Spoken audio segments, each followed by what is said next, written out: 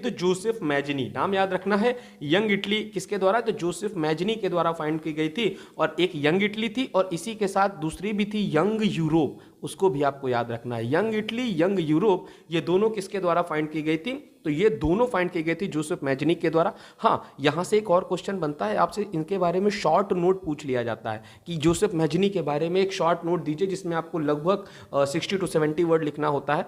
तो इसमें point wise लिख सकते हैं, जिसमें सबसे पहला पॉइंट रहेगा कि जोसेफ मैजनी का जन्म कब हुआ था, तो आप लिख सकते हैं 1807 में जिनेवा इटली, जिनेवा इटली में इनका जन्म हुआ था। ठीक है, उसके बाद दूसरा पॉइंट आप ये लिख सकते हैं कि यंग इटली और यंग यूरोप के फाउंडर के रूप में जाने जाते हैं। सोसाइटी के फाउंडर के यंग इटली के इन्होंने मार्सेलेज में फाउंड की थी और यंग यूरोप आपकी बर्न में देखने को मिलती है। उसके बाद इन्हें जब ये 24 एज के थे, जब इनकी एज 24 की थी, तो इन्हें एग्जाइल का मतलब है एग्जाइल का मतलब इन्हें देश निकाला, मतलब देश से बाहर निकाल दिया गया था कुछ कारणों से। क्या कारण था, तो 1831 में इन्होंने रिवॉल्यूशनरी एक्ट किया था, मतलब एक क्रांतिकारी एक प्रदर्शन किया था, जिसके कारण इन्हें देश से निकाला मिल गया था, इटली से बाहर इन्हें निकाल दिया गया था। और याद रखना है कि इन्होंने एक सीक्रेट सोसाइटी के भी मेंबर थे, कार्बोनरी में जो एक सीक्रेट सोसाइटी बनी थी उसके भी ये मेंबर थे। ठीक है, तो जोसेफ मैजनी से आपको इतना ही दिमाग में रखना है। ठीक है, who led the unification of Germany, unification of Germany को किसके द्वारा लीड किया गया था, तो याद रखना है ऑटो वैन बिस्मार्क के द्वारा।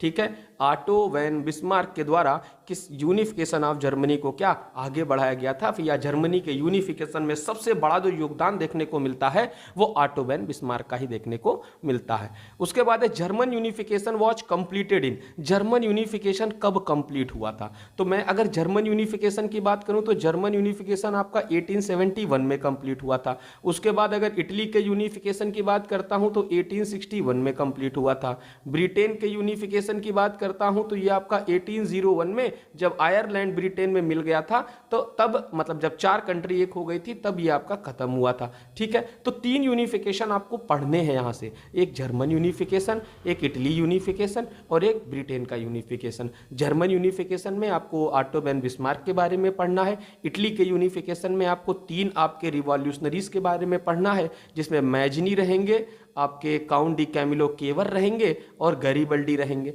उसके बाद ब्रिटेन में आपको 2 चीज़ें पढ़नी है, 1707 में एक्ट ऑफ यूनियन और 1801 में आपका आयरलैंड के बारे में। ठीक है।